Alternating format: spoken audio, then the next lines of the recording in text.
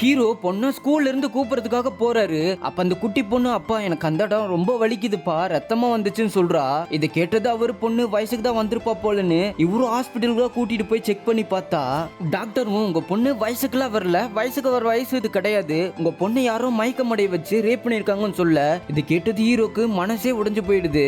இந்த விஷயத்த பொண்ணு கிட்ட கேட்க முடியாம வேதனையில துடிச்சிட்டு இருக்காரு. அடுத்த நாள் அந்த பொண்ணே வந்து என்ன இப்படி பண்ணுவன என்ன பண்ணலாம்னு இருக்கீங்கப்பான்னு கேக்குறா. இந்த பொண்ணுமே டாக்டர் பேசுறத கேட்டிருப்பா. ஹீரோவும் உனக்கு என்ன ஆச்சுன்னு நல்லா யோசிச்சு பாருமான்னு சொல்றாரு. அப்ப இந்த குட்டி பொண்ணு பக்கத்து வீட்டு அண்ணன் வந்து ஒரு சாக்லேட் கொடுத்தாப்பா, அதை சாப்பிட்டது எனக்கு தூக்கம் வந்துருச்சு, நான் தூங்கிட்டேன்னு சொல்றா. ஹீரோவும் அழுதுட்டு ஏன்டா என் குழந்தைய இப்படி பண்ணுன்னு சொல்லிட்டு அடிக்கிறாரு. சார் நான் உங்க வீட்டுக்கு பெட்ரோல் திருட தான் சார் வந்தேன்னு சொல்றான். அப்ப இவன் கிடையாதுமா, நல்லா யோசிச்சு பாருன்னு சொல்ல ஒரு நாள் டான்ஸ் ப்ரோக்ராம் முடிச்சிட்டு ட்ரெஸ் மாத்துறதுக்காக ரூம் போனப்பா அந்த ரூம் லாக் ஆயிருந்துச்சு. எங்க ஸ்கூலுக்கு டொனேஷன் கொடுக்கறவரோட கார்ல போய் ட்ரெஸ் மாத்தினேன்னு சொல்லுவா. ஹீரோ அந்த கார் டிரைவரை பிடிச்சி விசாரிக்கும் போதுதான் அவன் உண்மையை சொல்றான். சார் எங்க ஓனரு பொம்பளை பொறுக்கி தான், நான் குழந்தை இப்படி பண்ணுவான்னு யோசிச்சு கூட பார்க்கலன்னு சொல்றான். இந்த குட்டி பொண்ணும் இவனை மாதிரி ஒருத்தனை உயிரோட விடக்கூடாதுப்பா, கொன்னே ஆகணும்னு சொல்றா. ரெண்டு பேரும் இந்த ஆள் கொலை பண்ண அவன் வீட்டுக்கே போறாங்க. பார்த்தா அந்த ஆளு ஹீரோ போட்டு செம்மாட்டே அடிக்கிறான். பொண்ணுக்கு நடந்த அநியாயத்தை மனசுல வச்சுட்டு ஹீரோ அந்த ஆளை கொடூரமா கொன்னுறான்.